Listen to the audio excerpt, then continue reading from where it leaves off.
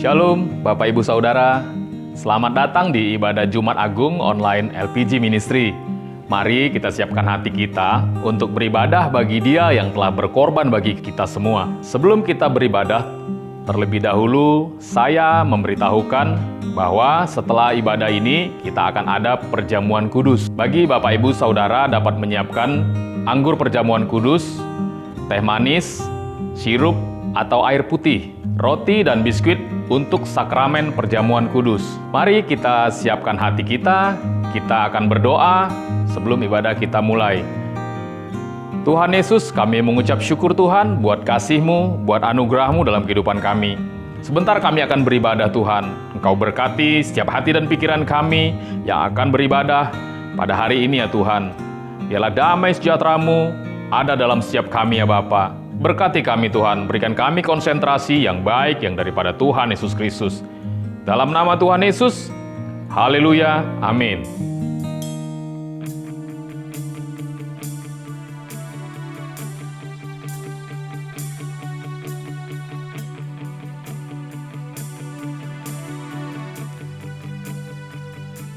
Kami meninggikan Engkau Tuhan. Kami memuliakan Engkau. Kami menyembah Engkau. Sebab Engkau Allah yang layak untuk ditinggikan.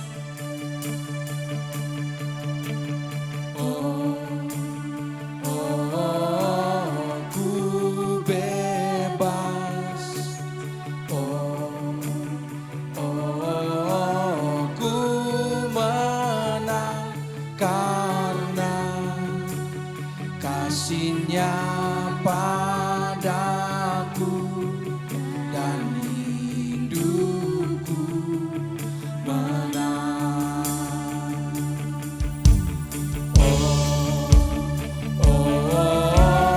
Ku bebas. Ku menang karena kasih-Nya padaku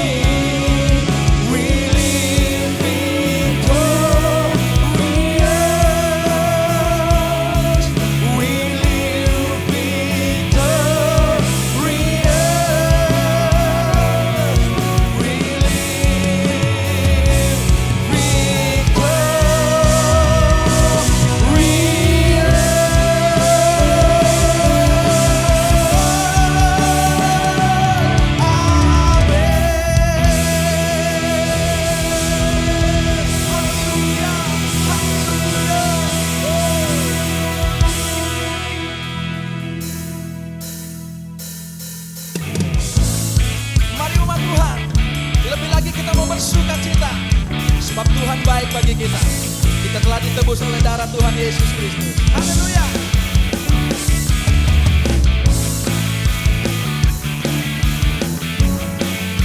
Dengan iman dan sukacita ya, sama-sama kita menyanyikan pujian ini. Come on. Kuasa maut telah dikalahkan oleh darah Anak Domba Allah. Semua musuh telah ditaklukkan oleh kebangkitan Tuhan kita. Yesus hidup, Dia bangkit, Dia naik ke surga, siapkan tempat bagiku. Yesus hidup, Dia bangkit, mautlah dikalahkan, kita jadi lebih dari pemenang. Lagi lagi, sama-sama naikkan pujian ini, katakan. Kuasa maut telah dikalahkan Amin. oleh darah Anak Domba Allah. Semua musuh telah ditaklukkan oleh kebangkitan Tuhan kita. Yesus hidup, Dia bangkit, Dia naik ke surga, siapkan tempat bagiku. Yesus hidup, Dia bangkit, mautlah dikalahkan, kita jadi Lagi Yesus hidup. Yesus hidup, Dia bangkit, Dia naik ke surga, siapkan tempat bagiku. Yesus hidup, Dia bangkit, mautlah dikalahkan, kita jadi lebih dari pemenang. Haleluya. Mari umat Tuhan yang telah dimenangkan, lebih lagi kita bersukacita dan bersyukur kepada Dia.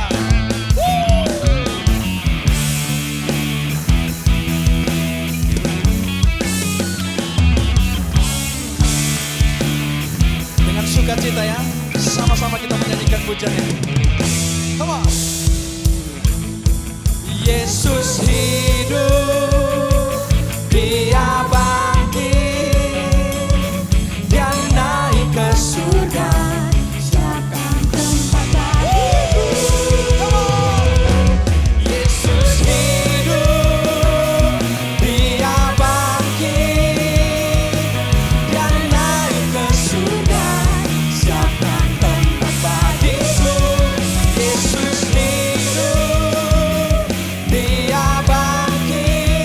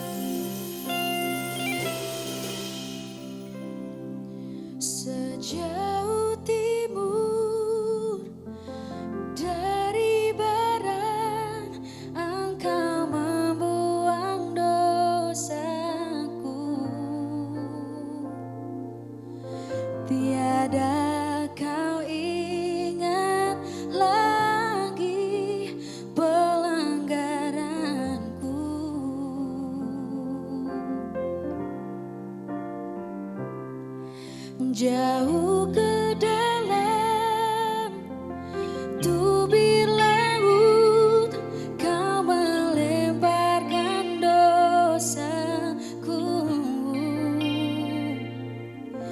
Tiada kau perhitungkan kesalahanku.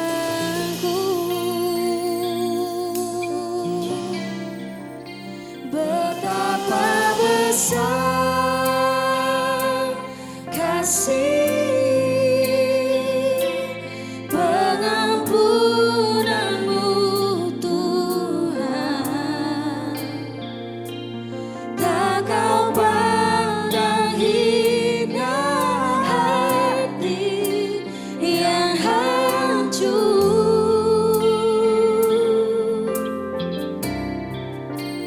Ku berterima kasih kepadamu ya Tuhan, pengampunan yang kau beri, pulihkanku.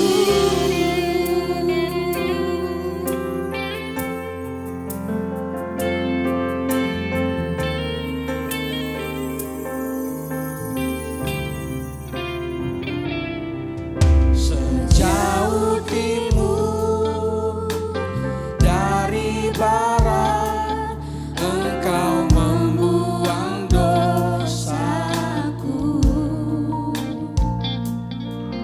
Tiada kau ingat lagi pelanggaranku.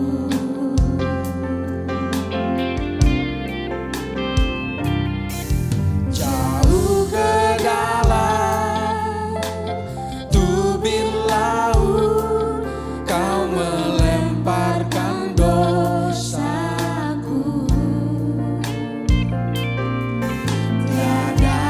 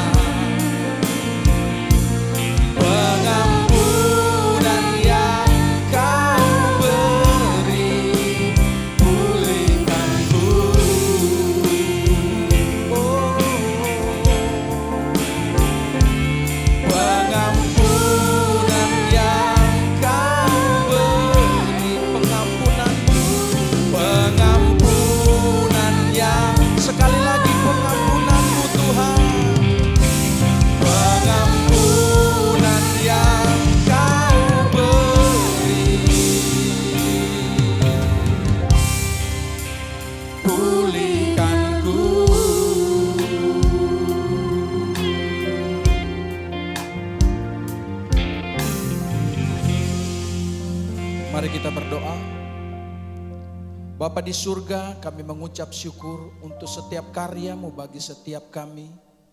Kami telah ditebus oleh darah-Mu dan kami telah dibebaskan dan dimenangkan. Kami berterima kasih untuk perbuatan-perbuatan-Mu yang ajaib bagi kami. Terima kasih Tuhan, dan saat ini Tuhan, kami siapkan tanah hati kami yang baik untuk menerima kebenaran firman-Mu. Biarlah Engkau memberkati setiap kami Tuhan oleh kebenaran firman-Mu ini. Kami dipuaskan, kami dibebaskan, kami dilepaskan, dan kami dimerdekakan. Engkau berkati hamba-Mu yang menyampaikan isi hati-Mu. Pengurapan Tuhan, tanda heran mujizat Allah menyertai dalam pelayanannya. Terpujilah Engkau Tuhan, kami siap menerima kebenaran firman-Mu. Di dalam nama Tuhan Yesus kami berdoa. Amin.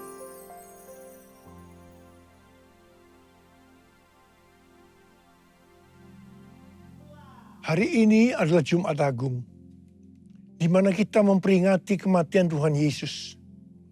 Kita akan merenungkan kembali kasih Tuhan Yesus yang luar biasa yang diberikan kepada kita semua. Saya mau mengatakan sesuatu kepada saudara, bahwa apapun yang kita alami hari-hari ini dalam pandemi COVID-19 dan krisis ekonomi, kita harus tahu bahwa Tuhan Yesus sangat-sangat mengasihi kita semua. Yang paling penting kita harus mengerti bahwa kasih Tuhan Yesus kepada kita adalah supaya kita diselamatkan. Melalui segala peristiwa ini, kita harus ingat seperti yang terdapat dalam Roma 8 ayat 28 yang berkata, kita tahu sekarang bahwa Allah turut bekerja dalam segala sesuatu, baik enak maupun tidak enak, untuk mendatangkan kebaikan bagi mereka yang mengasihi Dia. Apakah saudara mengasihi Tuhan Yesus? Kalau saudara berkata ya, berarti ayat ini buat saudara dan juga buat saya. Saya percaya melalui semua yang terjadi, kita yang mengasihi Tuhan Yesus akan makin serupa dengan gambarnya. Melalui semua yang terjadi juga, mereka yang selama ini tertidur, suam-suam kuku, mati rohani akan dibangunkan kembali. Mereka akan bertobat dan minta ampun kepada Tuhan Yesus. Tuhan Yesus mengingatkan kita agar kita tidak hidup dalam ketakutan, kekhawatiran, kepanikan yang terus-menerus. Karena itu kita harus mengingat firman Tuhan dalam Yesaya 30 ayat 15 bagian B yang berkata, dalam tinggal tenang dan percaya terletak kekuatanmu. Kasih Yesus sungguh indah di dalam hidupku ini. Sungguh manis, lebih manis hidup bersama Yesus. Yesus, nama Yesus, pujilah Dia, kasih-Nya kepada saya sampai selama-lamanya. Yesus, nama Yesus, pujilah Dia, kasih-Nya kepada saya sampai selama-lamanya. Oh, kasih-Nya kepada saya sampai selama-lamanya.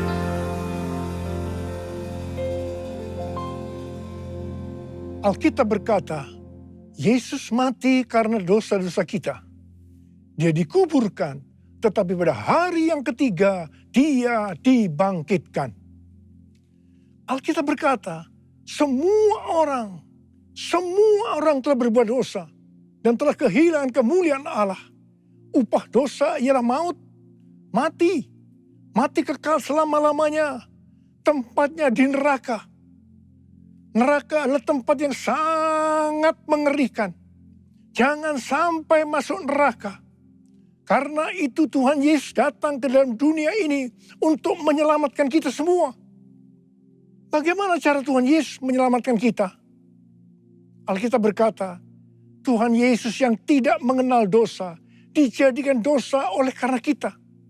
Supaya di dalam Dia, Yaitu mereka yang percaya kepada Tuhan Yesus dibenarkan oleh Allah. Apa arti daripada ayat ini? Tadi dikatakan, semua orang telah berbuat dosa dan telah kehilangan kemuliaan Allah. Upah dosa ialah maut, mati. Jadi Tuhan Yesus harus mati menggantikan saudara dan saya.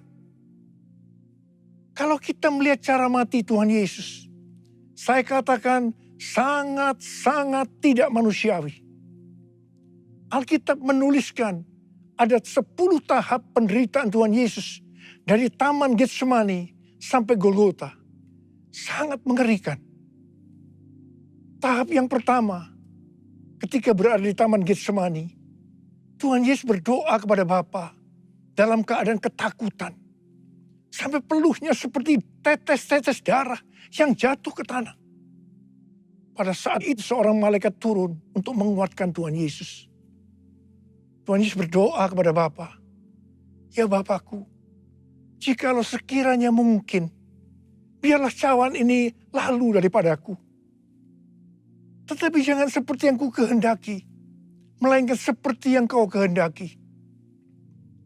Di sini Tuhan Yesus mengajar kepada kita bahwa di dalam doa kita boleh menawar, tetapi jangan memaksakan kehendak. Bagi yang sekarang dalam keadaan ketakutan, kita harus ingat bahwa Tuhan Yesus pernah mengalami ketakutan untuk menebus dosa kita semua. Karena itu datanglah kepada Tuhan Yesus.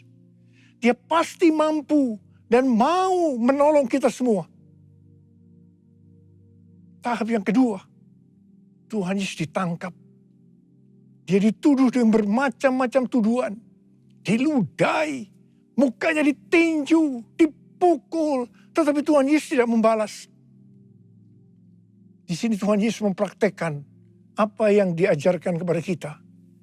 Agar kita mengasihi dan berdoa bagi orang-orang yang membenci kita. Mengutuk kita, mencaci maki kita. Jikalau kita hanya mengasihi orang-orang yang mengasihi kita, apa jasa kita? Karena orang-orang berdosa pun juga mengasihi orang-orang yang mengasihi mereka. Tahap yang ketiga, Tuhan Yesus dibelenggu dan diadili. Waktu Tuhan Yesus diadili oleh Pilatus, ternyata tidak didapati kesalahan yang membuat Tuhan Yesus harus dihukum mati. Sementara itu orang-orang Yahudi terus berteriak-teriak supaya Tuhan Yesus dihukum mati. Salibkan dia! Salibkan dia! Salibkan dia! Akhirnya Pilatus menyerahkan Tuhan Yesus untuk disalibkan. Tahap yang keempat, Tuhan Yesus dicambuk. Proses awal dari penyaliban, jubah Tuhan Yesus dibuka dan dihukum cambuk. 2 algojo bergantian menghunjamkan cambuk ke punggung Tuhan Yesus. Ujung cambuk itu terbuat dari potongan tulang dan potongan besi. Tiap kali cambuk itu dihunjamkan ke punggung Tuhan Yesus, itu menimbulkan luka yang dalam. Tuhan Yesus berteriak-teriak kesakitan. Darah Tuhan Yesus bercucuran. Tuhan Yesus bermandikan darah. Tahap yang kelima, kepala Tuhan Yesus diberi mahkota duri. Duri ditancapkan di kepala Tuhan Yesus dengan cara dipukul. Sakitnya luar biasa. Darah bercucuran. Tahap yang keenam, Tuhan Yesus memikul salib. Dalam kesakitan, perlumuran darah, ditambah semalaman Tuhan Yesus tidak tidur. Tuhan Yesus harus memikul salibnya. Tuhan Yesus jatuh, bangun karena tidak kuat. Maka Simon dari Kirene disuruh menggantikannya. Tahap yang ketujuh, tangan dan kaki Tuhan Yesus dipaku. Sakitnya luar biasa. Darah bercucuran. Tahap yang kedelapan, Tuhan Yesus digantung di atas kayu salib. Pada saat itu Tuhan Yesus menderita secara lahir maupun batin. Secara lahir, Dia merasakan sakit yang luar biasa di sekujur tubuhnya. Dan juga merasa sesak karena ada cairan yang menekan jantungnya. Secara batin, Tuhan Yesus menderita karena Tuhan Yesus melihat semua orang yang lalu lalang menghujat dia. Ahli-ahli Taurat, tua-tua, imam-imam menghujat dia. Bahkan salah satu penjahat di sebelahnya juga ikut menghujat. Tahap yang ke-9. Tuhan Yesus merasa ditinggalkan oleh Bapa. Sekitar jam 12 siang sampai jam 3 petang. Tiba-tiba langit di sekitar Golgota menjadi gelap. Tuhan Yesus gelisah. Tuhan Yesus gelisah. Dan dia berteriak, Eli, Eli, lama sabachthani. Eli, Eli, lama sabachthani. Allahku, Allahku, mengapa engkau meninggalkan aku? Tuhan Yesus merasa ditinggalkan oleh Bapa. Orang yang berdosa pada hakikatnya dipisahkan dari Bapa. Jadi untuk menebus dosa orang yang berdosa, maka Tuhan Yesus harus merasakan ditinggalkan oleh Bapa, dipisahkan dari Bapa. Saya percaya ini adalah puncak penderitaan Tuhan Yesus. Penderitaan lainnya tidak ada artinya dibandingkan merasa ditinggalkan oleh Bapa. Bagi saya, kalau saya tidak merasakan hadirat Tuhan, itu adalah hal yang paling berat dalam hidup saya. Karena itu setiap hari saya selalu menjaga langkah-langkah dalam hidup saya. Agar saya terus mengalami hadirat Tuhan. Kalau ada dosa, harus cepat diselesaikan. Supaya terus merasakan hadirat Tuhan. Saya berharap saudara juga melakukan hal yang seperti itu. Kalau ada di antara saudara yang sudah tidak merasakan hadirat Tuhan, dan saudara menganggap itu biasa, saudara harus bertobat. Tidak ada yang lebih berbahagia daripada kalau kita berada dalam hadirat Tuhan. Sebab Alkitab berkata, di hadapanmu ada sukacita berlimpah-limpah. Artinya di dalam hadirat Tuhan ada sukacita dan kebahagiaan yang berlimpah-limpah. Tahap yang ke-10. Tuhan Yesus berkata, sudah selesai. It is finished.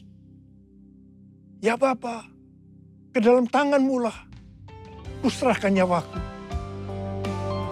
Lalu Tuhan Yesus mati. Tak terukur kasih-Mu Yesus, Kau telah mati gantikan diriku. Kau curahkan darah-Mu untuk tebus dosaku. Layaklah Kau Tuhan dipuji dan disembah dengan segenap hatiku. Layaklah Kau Tuhan dipuji dan disembah dengan segenap jiwa ragaku. Dengan segenap jiwa ragaku. Dengan segenap jiwa ragaku. Pertanyaannya, mengapa Tuhan Yesus harus mati dengan cara demikian? Mengapa tidak dengan cara yang mudah? Dipenggal kepalanya, selesai. Mengapa Tuhan Yesus harus mati dengan bermandikan darah? Alkitab katakan, tanpa penumpahan darah, tidak ada pengampunan dosa. Untuk mengampuni dosa saudara,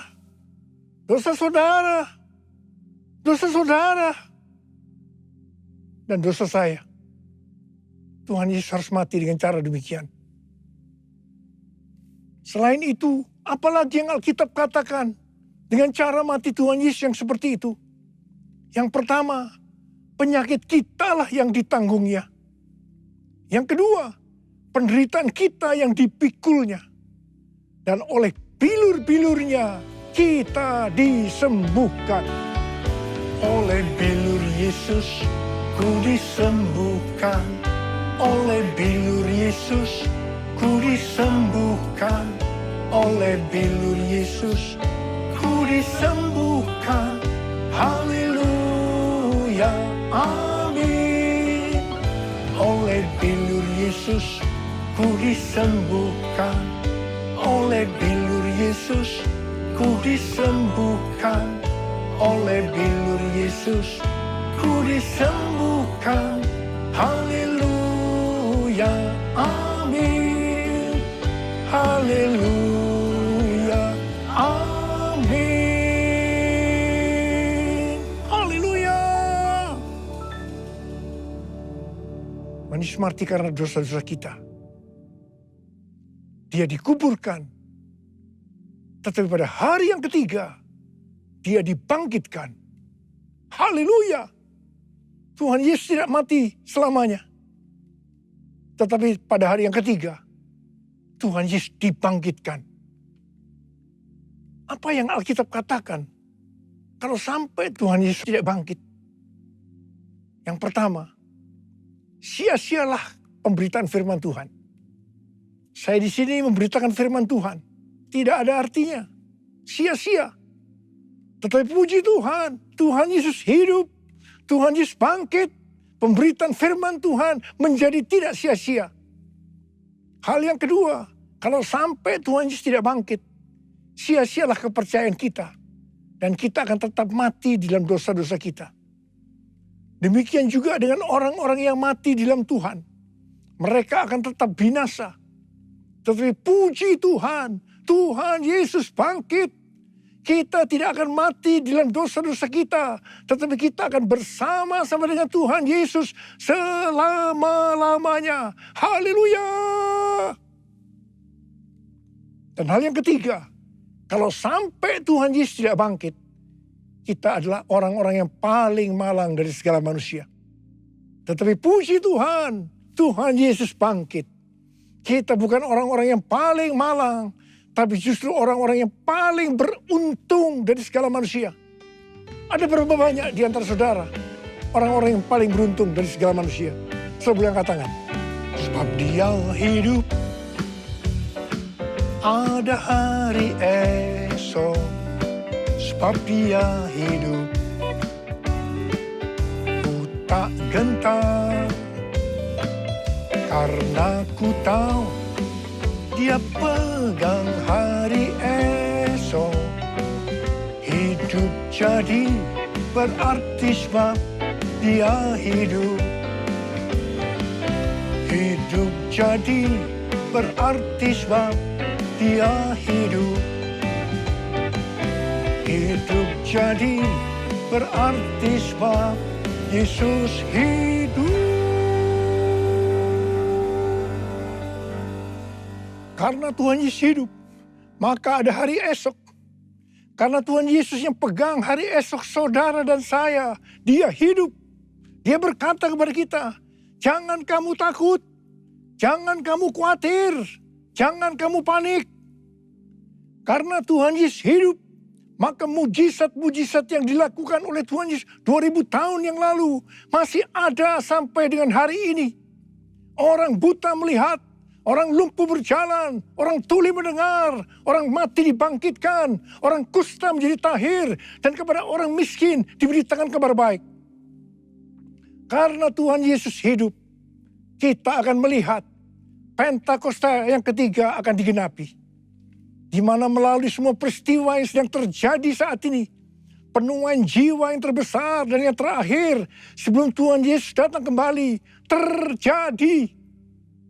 Bangkitnya generasi Yeremia, yaitu generasi anak-anak muda yang dipenuhi dengan Roh Kudus, cinta mati-matian kepada Tuhan Yesus, tidak kompromi terhadap dosa, dan akan memenangkan banyak jiwa. Kepada kita, orang yang sungguh-sungguh dengan Tuhan, akan diberikan kuasa untuk menyelesaikan amanat agung Tuhan Yesus. Karena Tuhan Yesus hidup, maka dia mengingatkan kepada kita sesuai dengan 1 Petrus 2 ayat 9 yang berkata, tetapi kamulah bangsa yang terpilih, imamat yang rajani, bangsa yang kudus, umat kepunyaan Allah sendiri, supaya kamu memberitakan perbuatan-perbuatan yang besar dari Dia yang telah memanggil kamu keluar dari kegelapan kepada terangnya yang ajaib. Jadi, dengan kuasa dari Pentakosta ketiga, kita akan menyelesaikan amanat agung. Dan setelah itu Tuhan Yesus datang kembali. Haleluya. Karena Tuhan Yesus hidup, maka memasuki tahun 2022, dia memberikan tema bahwa tahun 2022 adalah tahun paradigma yang baru. Kita diminta untuk tidak mengingat-ingat hal-hal yang dulu. Sebab Tuhan sedang membuat sesuatu yang baru dengan cara yang ajaib. Tuhan akan menolong kita untuk memecahkan masalah-masalah yang kita hadapi dalam seluruh aspek kehidupan kita dengan cara yang baru atau paradigma yang baru. Tuhan mengingatkan agar kita yang sudah percaya dan lahir baru tidak lagi hidup dengan paradigma yang lama atau paradigma duniawi. Kita harus mengarahkan pandangan kita ke depan dan berlari-lari kepada tujuan yang artinya mengejar meskipun menderita untuk mendapatkan mahkota. Masuk surga dengan hadiah, yaitu mahkota surgawi. Darah-Mu Yesus sucikan daku, darah-Mu Yesus bebaskanku, darah-Mu Yesus ubahkan daku, ku dijadikan baru. Darah-Mu Yesus, darah-Mu Yesus sucikan daku, darah-Mu Yesus bebaskanku, darah-Mu Yesus ubahkan daku, ku dijadikan baru, ku dijadikan baru, ku dijadikan baru. Mari saya ajak kita angkat tangan di hadapan Tuhan. Mari kita katakan, Yesus, Yesus, Kau berarti bagiku. Yesus, Yesus, Kau segalanya bagiku. Yesus, Yesus, Kau berarti bagiku. Yesus, Yesus, Kau segalanya bagiku. Kau segalanya bagiku. Kau segalanya bagiku. Angkat tangan saudara. Kita berbahasa roh sama-sama. Sembah Dia. Uriana makana mayara laba sandera laba laba laba. Oh rada rada rada rada rada rada rada. Oh rada rada rada rada rada rada rada rada. Oh Tuhan Yesus, Tuhan Yesus, Tuhan Yesus. Oh riala laba laba laba. Berkati anak-anak-Mu Tuhan. Berkati anak-anak-Mu semua. Mereka sedang mengangkat tangan di depan Tuhan. Berkat-Mu melimpah buat mereka. Berkat-Mu melimpah. Terima berkat Tuhan. Terima berkat Tuhan. Terima berkat Tuhan. Terima kasih. Tuhan terima kasih. Tuhan terima kasih. Tuhan terima kasih. Tuhan terima kasih dalam nama Yesus. Amin.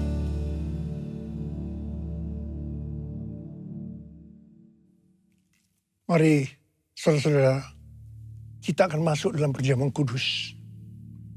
Kita akan mengingat ayat ini. Sebab setiap kali kamu makan roti ini dan minum cawan ini, kamu memberitakan kematian Tuhan sampai Ia datang. Perjamuan kudus adalah perjamuan Tuhan Yesus sendiri. Setiap kali kita masuk dalam perjamuan kudus, Tuhan Yesus selalu berkata, biarlah ini menjadi peringatan akan daku. Peringatan akan daku. Karena itu mari arahkan hati kita kepada kebaikan Tuhan. Kita akan mengingat kebaikan Tuhan. Supaya kita lebih mengasihi Tuhan Yesus. Supaya kita lebih mengasihi satu dengan yang lain. Mari tundukkan kepala. Bapa, siapakah kami sebelum kami mengenal Engkau? Kami semua orang berdosa. Upah dosa adalah maut, mati. Mati kekal selama-lamanya. Tapi Engkau ya Aba, yang tidak berdosa, telah dijadikan dosa oleh karena kami. Engkau harus turun dari surga mulia. Mati ganti kami dengan penderitaan yang luar biasa. Sungguh kalau kami pikirkan Bapa, betapa baiknya Engkau itu.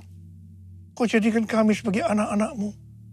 Engkau tuntun, Engkau bela, Engkau lindungi, Engkau berkati.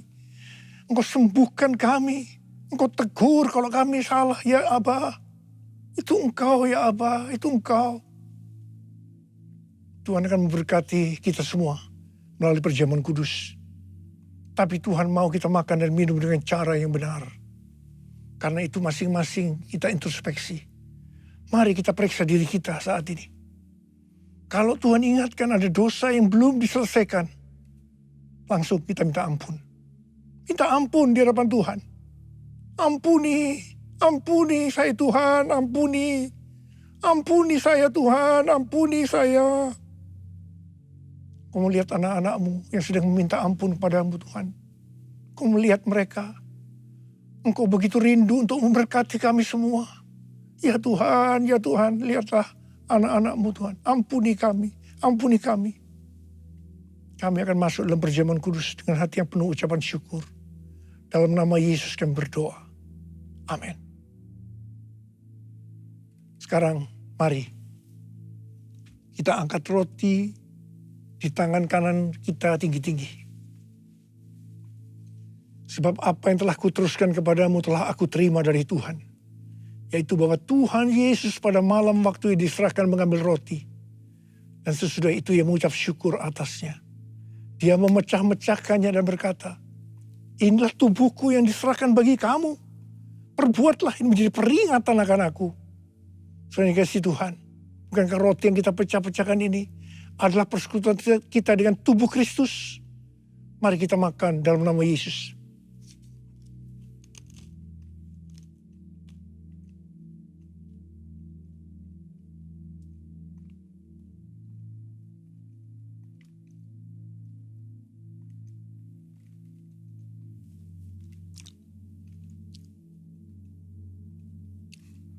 Angkat cawan di tangan kita tinggi-tinggi. Demikian juga yang mengambil cawan sesudah makan lalu berkata, cawan ini adalah perjanjian baru yang dimeteraikan oleh darahku. Perbuatlah ini setiap kali kamu meminumnya menjadi peringatan akan aku. Saudara dikasih Tuhan, bukankah cawan pengucapan syukur yang atasnya kita ucapkan syukur adalah persekutuan kita dengan darah Yesus? Mari kita minum dalam nama Yesus.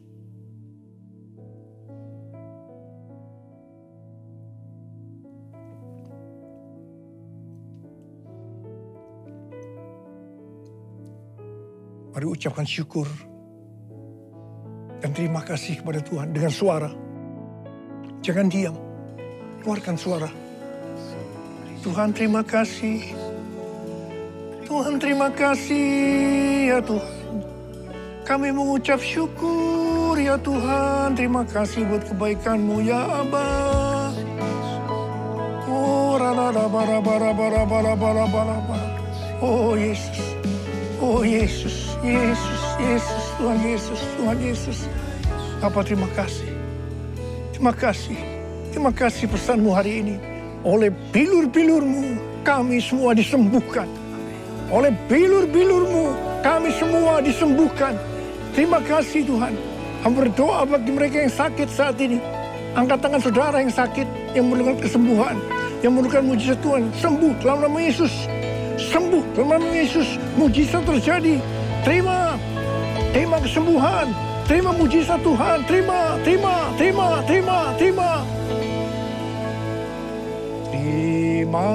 kasih Yesusku. Terima kasih Yesusku. Puji syukur hanya bagi Tuhanku. Terima kasih Yesusku. Terima kasih Yesusku. Puji syukur hanya bagi Tuhanku. Terima kasih Yesusku. Terima kasih Yesusku. Puji syukur hanya bagi Tuhanku. Terima kasih Yesusku. Terima kasih Yesusku. Puji syukur hanya bagi Tuhanku. Puji syukur hanya bagi Tuhanku. Puji syukur hanya bagi Tuhanku.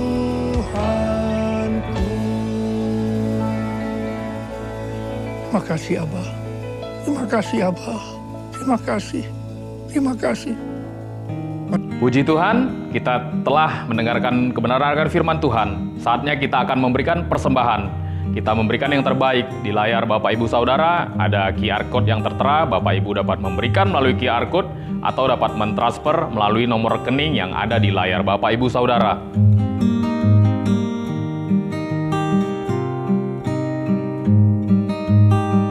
Bapak Ibu Saudara, sedikit informasi, malam ini kita akan mengadakan ibadah worship night pada pukul 18 WIB atau pukul 6 sore yang akan dilayani oleh Frankie Kuncoro. Ibadah dilaksanakan on-site di GBI LPG, Top Floor Plaza Pondok Gede. Pastikan saudara datang dan tidak terlambat, karena tempat terbatas.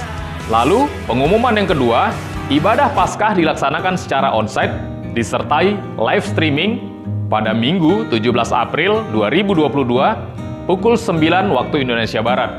Dan ibadah kedua akan digabungkan dengan ibadah pertama. Bapak Ibu Saudara, mari kita siapkan hati untuk menerima berkat dari Tuhan melalui gembala sidang kita yang kita kasihi. Mari angkat tangan saudara. Terimalah berkat Tuhan. Kasih karunia yang berlimpah-limpah daripada Allah Bapa di dalam anak yang tunggal Yesus Kristus. Persekutuan yang manis dengan Roh Kudus menyertai saudara sekalian mulai hari ini sampai Tuhan Yesus datang menjemput kita di awan-awan dan bahkan sampai selama-lamanya. Yang percaya bersama-sama katakan amin. Haleluya. Berakhir sudah ibadah online Jumat Agung. Sampai bertemu di ibadah selanjutnya. God bless you.